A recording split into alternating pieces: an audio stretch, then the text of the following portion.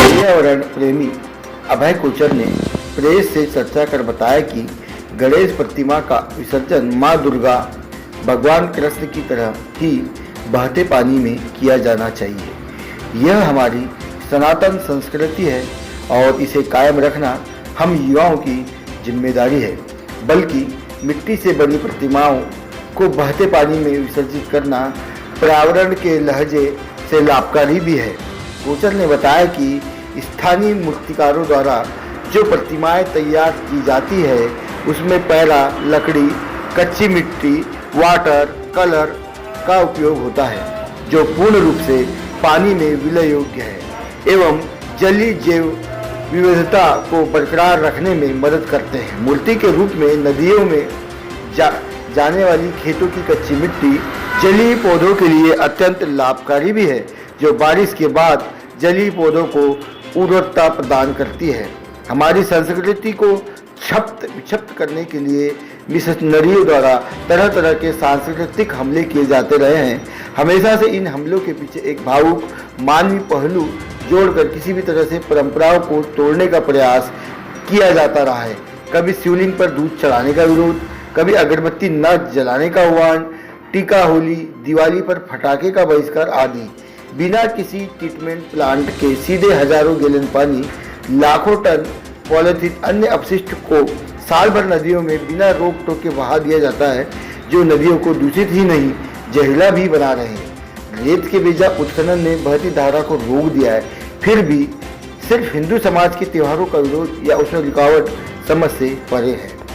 अभय कोचर द्वारा सब धर्म प्रेमी बंधुओं से अपील की गई है कि सनातन संस्कृति का पालन करते हुए नैतिक मूल्यों का निर्वहन करते हुए पॉलीथीन मुक्त मिट्टी की प्रतिमाओं का विसर्जन नदियों की प्रवाहित धारा में ही करें। बालाघाट से मानक चंद नागेश्वर की रिपोर्ट। अनंत चतुर्दशी के दिन गणेश जी का विसर्जन किया जाता है और इस विसर्जन में खासतौर पर ही ध्यान रखें कि जो विसर्जन होता है उसको नदी में प्रवाहित किया जाता है।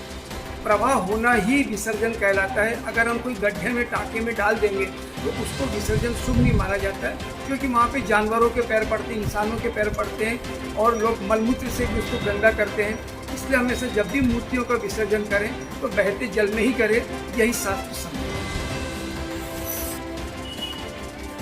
कल अनंत चतुर्दशी है और अनंत चतुर्दशी पर भगवान गणपति जी की पार्थिव प्रतिमा का विसर्जन किया जाता है।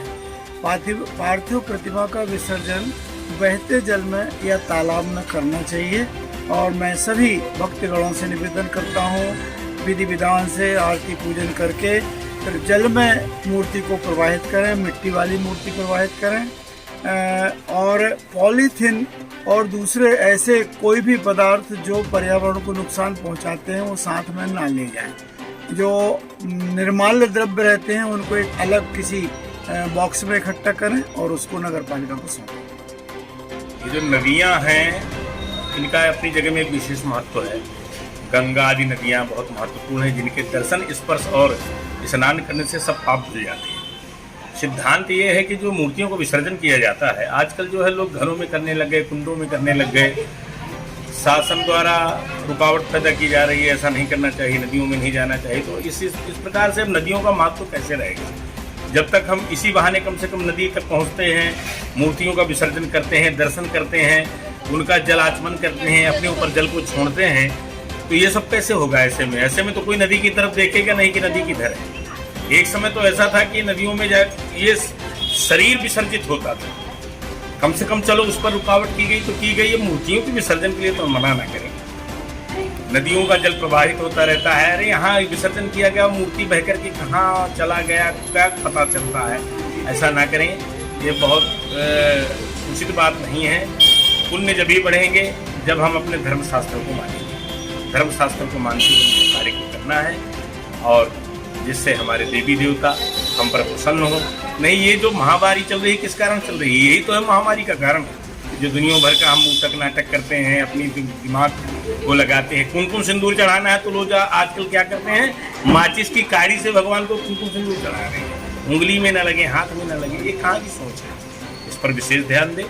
नदियाँ हमारी जो है माताएं हैं, उनसे माँ से हमें सब शिक्षा प्राप्त होती है, माँ के दर्शन तो करने दें। जय श्री राम। मैं पंडित कपिल देव शास्त्री। कल अनंत चतुर्दशी, भगवान गणेश का विसर्जन है। आप सभी भक्तों से अनुरोध है कि जो भगवान को प्रतिमा का जो विसर्जन किया जाता है, उस प्रतिमा को बहते हुए जल में ही विसर्जन करना चाहिए, जो कि शास्त्रोक्त नियमानुसार है। हाँ, इस चीज़ का विशेष ध्यान दें कि बाकी कोई भी ऐसी गंदगी, कोई भी ऐसी चीज़ें, ऐसा पदार्थ जो नदियों को नुकसान पहुंचा सकता हो, उसको उस पर विसर्जन ना करें। उसको आप अलग से कोई छोटा सा कुंड या कोई चीज़ें हो वहाँ जाकर डाल सकते हैं, या उसको अलग से कहीं पर भूमिगत कर सकते हैं, किंतु उसको नदी में न डालें। जैसे पन्नी है, पॉलीथीन वगैरह हैं, ये सब चीज़ें